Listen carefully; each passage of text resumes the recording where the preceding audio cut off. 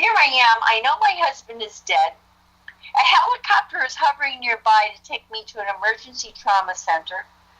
They're tying a tourniquet around my leg to stop me from bleeding to death from a torn artery in the bottom of my foot. My eye is hemorrhaged. My collarbone is reversed inside my shoulder.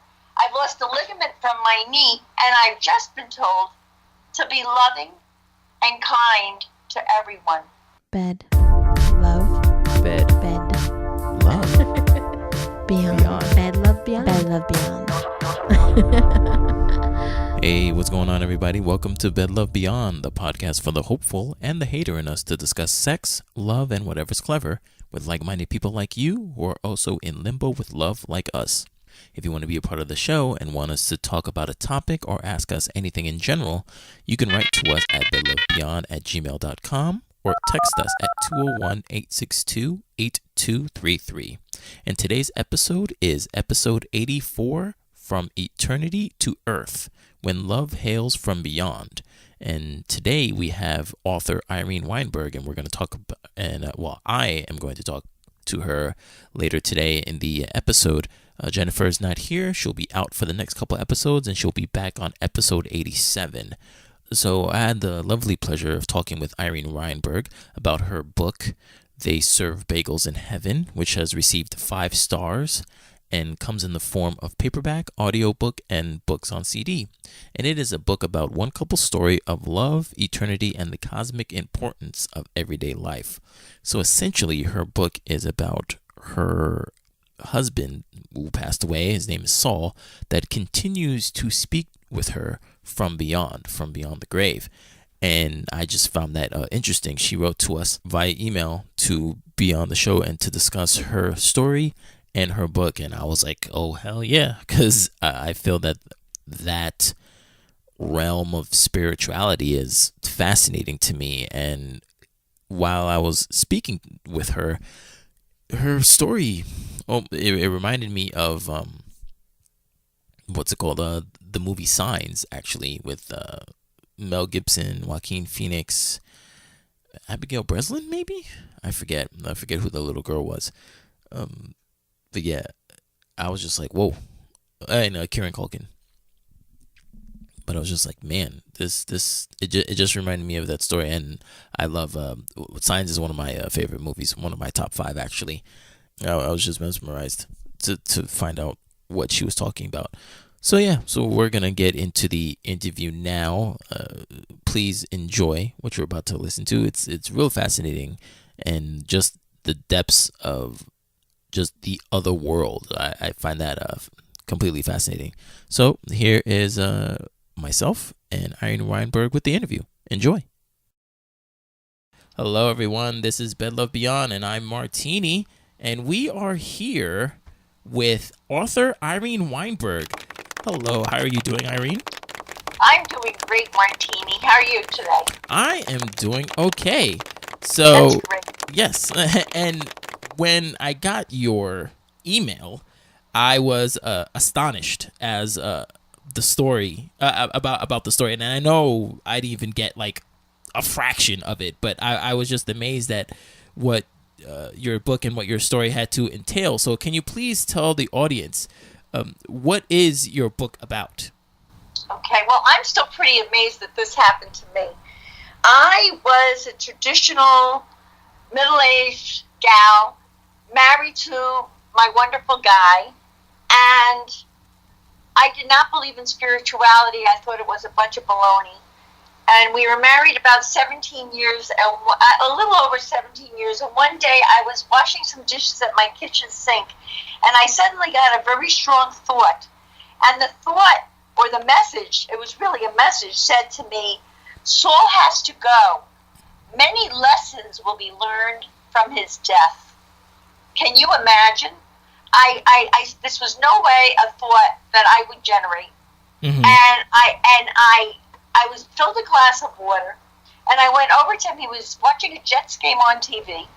We're from the New Jersey area. Maybe you can tell from my accent.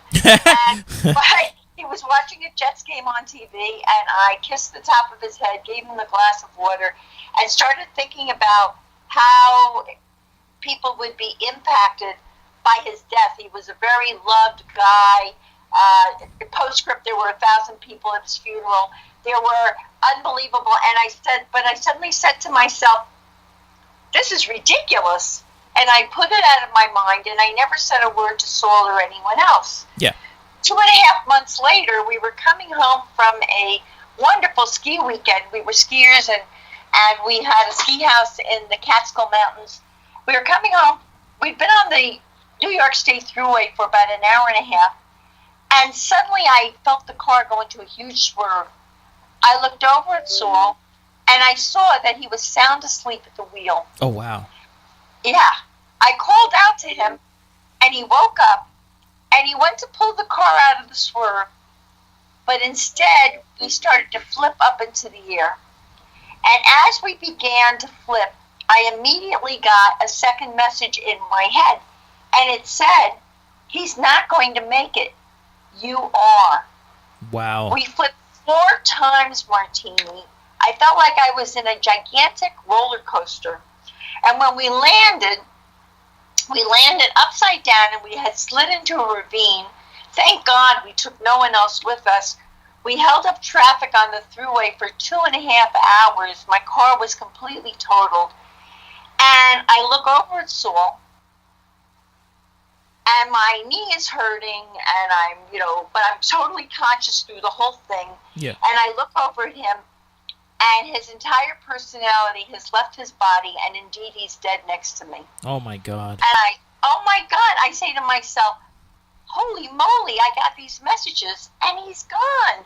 Now I feel the car being turned over by an EMT, by the EMTs there. There was a helicopter that landed waiting to take me to an emergency trauma center. And I feel the car being turned over, and the strong hands of an EMT reach through my shattered window to turn me around and pull me through the window of the car. And as I begin to slide through my window, an unemotional but authoritative male voice boomed into my head and said to me, be loving and kind to everyone, as they laid me on the side of the road. Wow. Well, I don't know about you, but this would tend to change your cells as they're multiplying. I mean, there I am. I know my husband is dead. A helicopter is hovering nearby to take me to an emergency trauma center. They're tying a tourniquet around my leg to stop me from bleeding to death from a torn artery in the bottom of my foot. Wow. My eye is hemorrhaged. My collarbone is reversed inside my shoulder. I've lost a ligament from my knee, and I've just been told to be loving and kind to everyone. And then from there, my story, I take the readers to what it was like for me to be helicoptered to the hospital, what that whole experience was, because it changed my entire attitude. Right away, I was more conscious of people, and I was not screaming for myself and all that. But the bottom line is that about 6 weeks after Saul died, I was just out of my wheelchair, and I got a call from my dry cleaner, because I'm a very friendly kind of person, and he said, Irene, you seem like a very open-minded person. And I don't tell this to a lot of people, but 8 years ago, my son died of a drug overdose. Mm-hmm. And my wife and I were inconsolable, and we went to all kinds of grief specialists and therapists and all, and no one could help us. And then we found out that the soul goes on to the other side. And there are people who are very gifted, who are able to communicate with people's souls. Well, I hadn't believed in this before, but wow, I had gotten those messages, and I was suddenly much more open. And 2 weeks later, I found myself, now I was able to drive. I drove my car, and I'm telling you for a reason. I drove my car to another town than where I lived, where I got into my dry cleaner's car. Yeah. And he drove me to another town where we were going to see this medium, who I had never experienced this before. And the guy, and my dry cleaner said to me, it's not even going to cost you anything, because he's so amazing. We did a video for him. And I walked in, and this medium, who's very famous today, his name is John Edward. Yes. He greeted me, and he said to me, I don't even want to know your name. Go upstairs where people are gathering for this meeting. Now, today it probably costs a gazillion dollars to have a session with John. For me, it was absolutely free, and it was before he was famous, and there were about 35 people in the room, and there were people who were there to hear from their loved ones, and then also people there to give them support and write notes, because this was the day before the voice recorder, to write notes as messages came through Right. for their loved ones. And about halfway into these readings that were blowing me away, because the details, I'm getting a man who shot himself in the head with a pistol. Oh my God, that's my father. I'm getting a woman who's saying that she saw someone hanging 2 pictures for Christmas in her home. Oh my gosh, that's my mother. So it was almost like Saul was waiting for me to hear some of these other readings so I would know it was real. And suddenly, John Edwards said, I'm getting someone talking about Dr. Pepper, and I elbowed my dry cleaner and I said, Dr. Pepper? Oh my God. 15 years before he met me, Saul's brother, who was a well-known advertising executive in New York, put Saul's name in a Dr. Pepper commercial, and Saul used to laugh about it all the time because his name wasn't exactly Joe Smith or John Doe, it was Saul Weinberg. Right. And so this was a clue. This was like, there was no way I could conjure this up. And then I got 35 minutes of specific messages that Saul let me know in every way that he could. For instance, he's telling me you're driving his car with Saul Z on the license plate. That car was parked 4 towns away. His car, the kid, he was a real estate developer, and he sold condos, and the kids he sold condos to called him Uncle Saul Z. So he had Saul Z on his license plate. How could John Edward know that? Right. And he's telling me he died in a different state than where you live. He's holding up a can of tomato juice, and he's telling me that it's about a joke that only the 2 of you shared. When Saul died, he was buried on my son's 21st birthday. When my son was 5, Saul used to like to joke that Matt was so skinny that if you poured tomato juice in him, he'd look like a thermometer. How could John Edward possibly know that? So on and on and on, these messages blew me away, and now I'm opening to this, and I'm going to other mediums, and he's describing whatever he can to get through to let me know it's him. He described his genitals through someone, his toes through someone, the first meal I ever made him, the outfit he wore the night he died, and now I'm opening, and I'm starting to get other messages that we have a divine plan, and I'm supposed to write a book that's going to help a lot of people. And one thing led to another, and I found there are different types of mediums. John Edward is what they call an experiential medium, who gives you proof of survival. But there are other mediums who can literally hear the people on the other side. And I have to say for your listeners that how they do this is they have a vibration. And the medium has this gift, just like someone else has a gift for music or art or sports. They're able to hear the deceased, and they're able to raise their vibration. It's like if you picture like a helicopter, the blades of a helicopter, they're able to, it's speeding, they're able to raise their vibration while those on the other side lower their vibration, and they vibrate and channel a message, and then depending on the ability of the medium, they are able to what they call translate what they're getting to what they call the sitter, the person hoping to hear from their deceased loved one. And depending on their ability and all of that, it's a profound experience. Now I'm opening up to all these people, and I found a medium who was able to talk directly to Saul as if he was in the room with me. It was amazing. And he started telling me that we were supposed to do certain things while I was here, but I became very wounded, and I talk about that in the book, and it was my time to go. We had an exit plan and blah, blah, blah. And I want to talk to you about what my experiences are over here. I got information about what it was like for him to cross over, how heaven handles evil. What's the deal with soulmates? Do we live past lives? On and on and on. And it's a love story. And he even channeled what the Earth is going to be like in about 300 years. Wow. And I also, from my experiences with this, I learned a lot of valuable lessons. And he talks about we have had these amazing lives together. I was even a boy in one of them. And in each of these past lives, he talks about the different cosmic lessons we came here to learn. Earth is school. We come here to learn lessons. Heaven is home. And he talked about the lessons that we learned in each of these lifetimes that he earmarked to talk about in the book. It's really pretty amazing. And I learned so much from it. It really changed the way I handle my life. I mean, I learned lessons like the only thing we can control in life is our attitude about how we handle things. I mean, look at what happened. I couldn't control that he died in that accident. Right. I could only control how I decided to deal with it. I learned a lot about staying away from toxic people and negativity, about the lack of judgment on the other side. I mean, many things.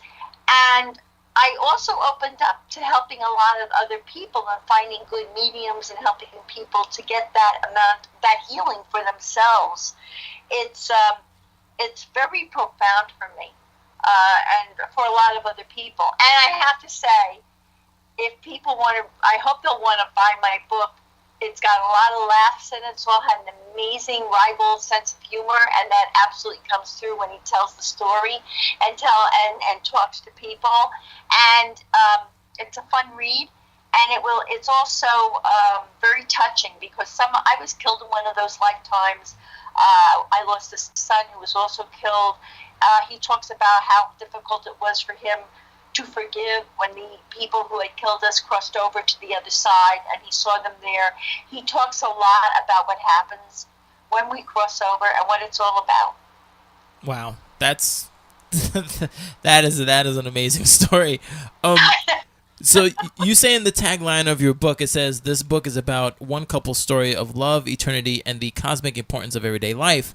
And you were talking about soulmates. So what exactly is a soulmate to you, and how did you know that Saul was your soulmate? Okay. So first of all, there are different kinds of soulmates. Okay. You can have a work soulmate. Mm-hmm. You can have a friend who's a soulmate. We come to this planet. We come to school. We come here with a group of souls usually, and we switch and we change. A soul could be your father in one lifetime or your child in another. We change roles depending on what we have to learn in that lifetime. Oh. So sometimes you can have a work soulmate or so, and sometimes soulmates.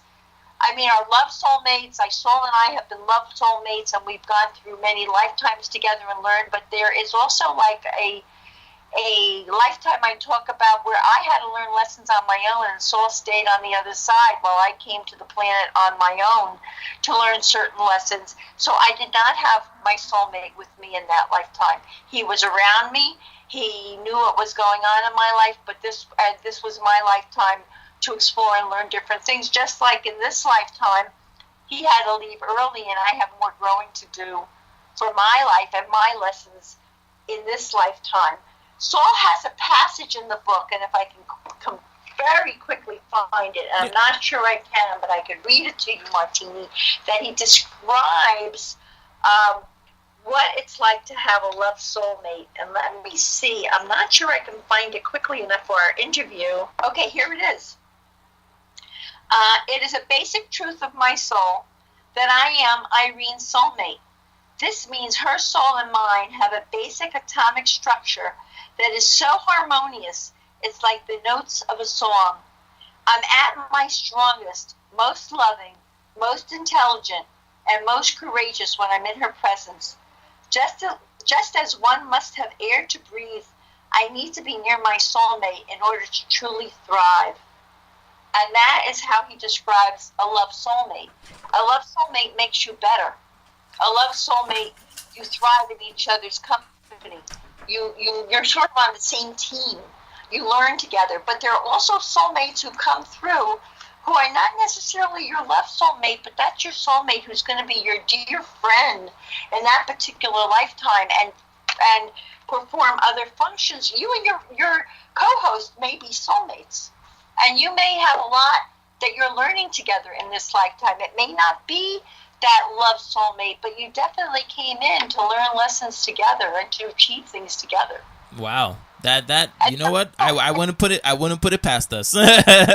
You know, wow. There are people I could get you in touch with who could tell you all about that. They have that ability to tune in and to get you that information. You've probably had past lives together and all different kinds of things, and you decided in this lifetime that you would come together to do something like this. Wow. That's pretty amazing. So, can you tell us what is the afterlife like? Sure. Well, Soul describes it in great detail. First of all, when you cross over, and I like to joke because people always ask me, do they really serve bagels in heaven?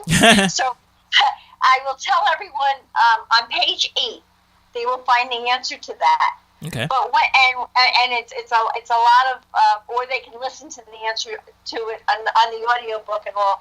But when you first cross over, you cross over with your ideas, your religious views, and all that you learned in school here in this lifetime.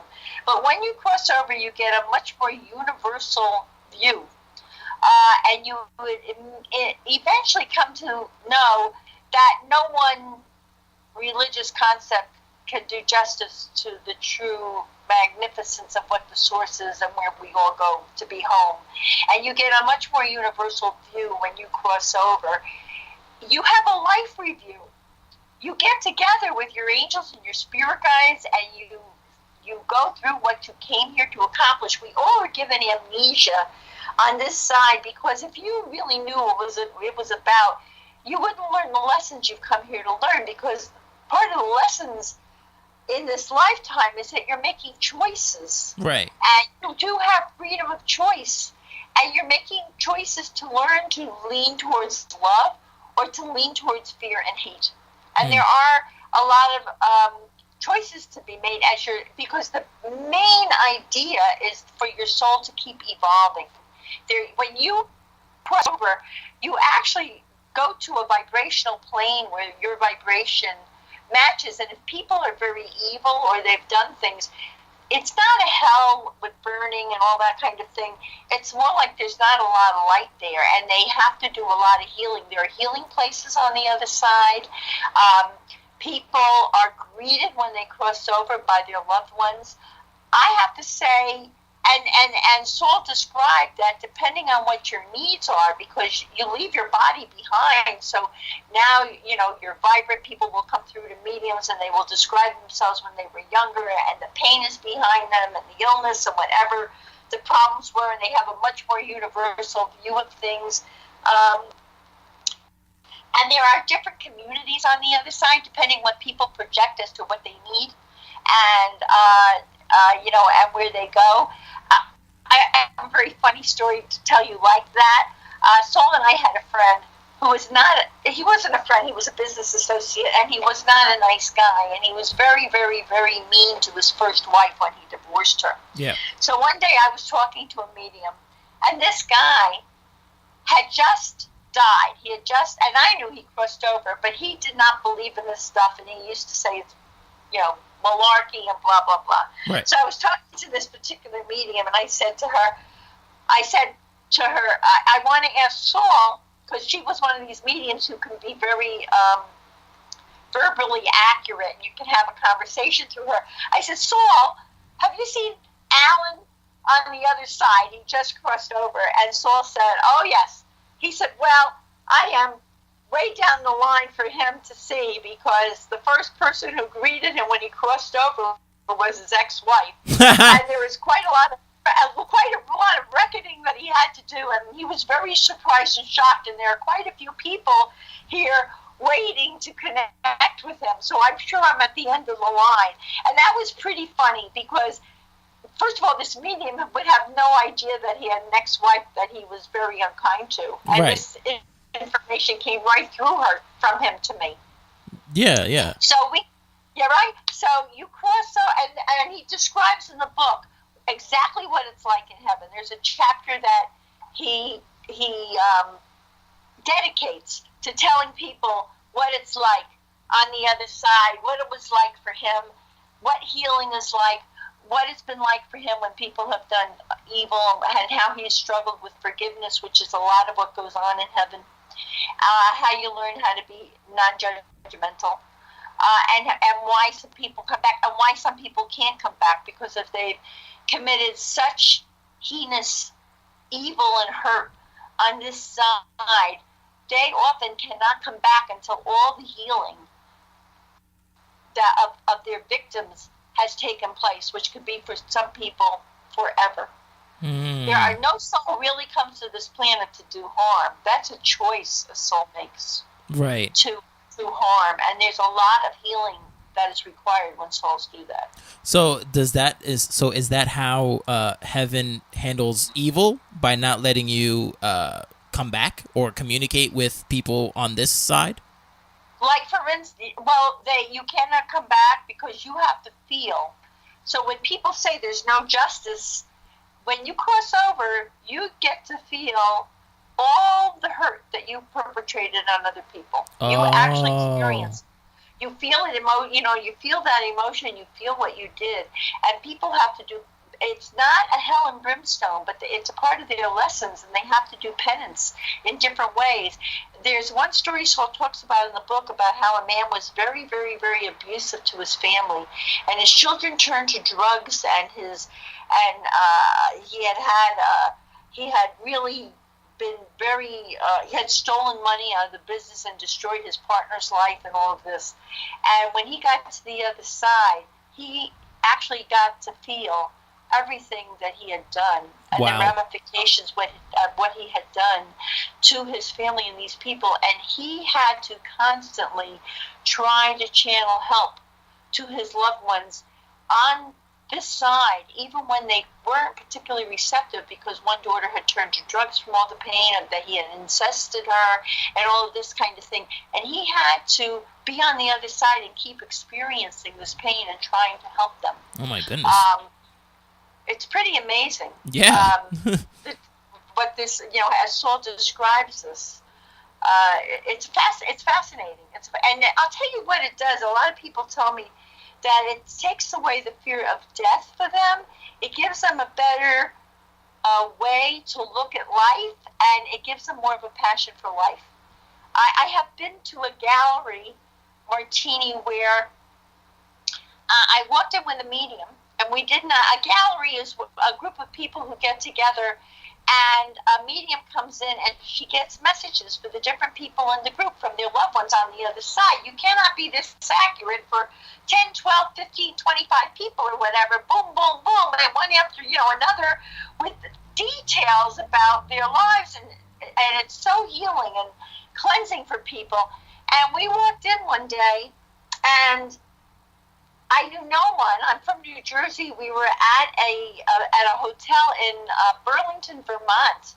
Walked into the room, and there was a girl hysterically crying in the front row of this meeting area in the hotel. And the first person who came through to the medium was this girl's deceased father. And it turns out that the night before he unexpectedly died, he and his daughter had a horrible fight. They had called each other terrible names, and he unexpectedly dies. She has no way to resolve anything with her father. All she has to remember is the vile things he called her and the vile things she called him back. Now, the first thing he did, he came through the medium, and none of us had any idea why she was hysterical crying in that front row. She was about maybe 25 years old. Right. First thing this medium said was, I have a father figure here, and he's coming through to say he's so sorry, and he understands so much more than he did now that he's on the other side, and he hopes you'll forgive him. He didn't mean any of those things. Now, how could she know that they had a terrible fight?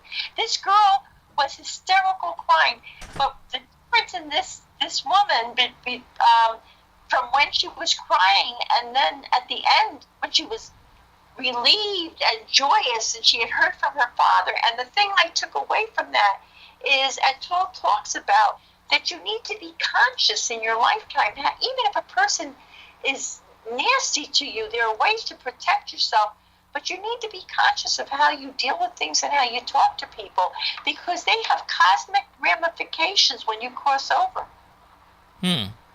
That's very interesting. So I saw in your bio that you have this quote, I guess, that says, live love as a behavior. Can you please explain what that means? Sure. Well, when they pulled me from the car and they said, and I got the message to be loving and kind to everyone. Yes. Well, love is not just a concept. It's a behavior. It's about being conscious of the people in your life and letting them know you love them and behaving in a loving way towards them. And it's about being loving to yourself, because you're as precious as anyone else in your life, and you're a soul who's growing on this side and is learning a lot, and you need to also be kind to yourself. That doesn't mean letting people with their toxic dramas mess around with you. Right. There are different things that you can do to detach with love from those people, but separate out from them. That doesn't mean you allow people's dramas and judgment to rule your life. There are all different ways to be loving and kind to yourself and to be loving and kind to others. All right. And to one last question to close this out. Does your husband still communicate with you? Yes, well, it's interesting because I wrote the book. I channeled him, through this woman for the book. And then I don't have the need anymore, but every once in a while I miss him. So there are mediums that I cannot, there are different types of psychic ability. I have a knowing, but some mediums are able to see. They get definite images of the deceased. They're able to hear messages from them. They're able to sense things in their bodies about the way they died or who they were and all. So, but I don't have that ability to see or hear that way, except for the miraculous situation that I got those messages, which was really amazing for me, very profound. So I will every once in a while call a medium, sometimes someone I don't know, I've never met before, and soul will come right through. Wow. And talk to me and with a profound message that I know it's him, to let me know he's around me. And our loved ones, Martini, are around us all the time. They're just in a different dimension, but they're right here. They're right around us. It's pretty awesome. Yeah, I was just about to say, I took the words right out of my mouth. That is pretty awesome. So I know you have, before we started recording, I know you were talking about that you have a podcast. Can you please plug that so our listeners can hear? Thank you. My podcast is called Grief and Rebirth. And actually, it's Grief and Rebirth, Finding the Joy in Life. And we are talking to people who have experienced grief and trauma and helping them through introducing both traditional and alternative modalities to help them move from the pain and the swamp of the despair to begin the new chapters of their lives. And we're also interviewing people with inspiring stories of how they came through grief and trauma and loss and all of that to the new chapter in their lives. And this emanates from all the work that I've done since I wrote my book, and all the groups that I've talked to, and people who use different ways to move through. It's very painful when you lose someone you love so much, and it's hard. Sometimes it's really hard to get yourself through that grief that pulls you down to moving on with your life. And this is all about helping people to know all the different ways that they can do that. All right. And then I'd like to tell people, I'd love to hear from you when you read my book. The title is They Serve Bagels in Heaven, One Couple Story of Love, Eternity, and the Cosmic Importance of Everyday Life. It's carried on Amazon. You can get it online through Barnes & Noble. We also have an audio book that people love to listen to if you don't have the patience, or you're grieving and you're crying and you don't have the patience to read or whatever. You can listen to it, and that can be gotten through audible.com, which is a division of Amazon. And you can contact me through I have two websites. One is Irene Weinberg, Weinberg.com. And the other one is Irene, well, actually, the other is www.theservebagels.com. All right. And I'd love to hear from people after they read the book. Oh, yes. No, or definitely. Listen to it. Yeah. We would definitely have we'll definitely send out some messages to our listeners to promote your book on our website and on our Facebook page, so they can also experience what you've been writing and what the book has to say, because I definitely want to hear what they want to tell us about it. I'd love to hear that. Thank you. Yeah, not a problem. And that is the end of the interview. Thank you so much, Irene, for sharing your story. My pleasure. It was a really great time. Thank you so much. Thank you. Nice to talk with you, Martini. Nice to talk with you too.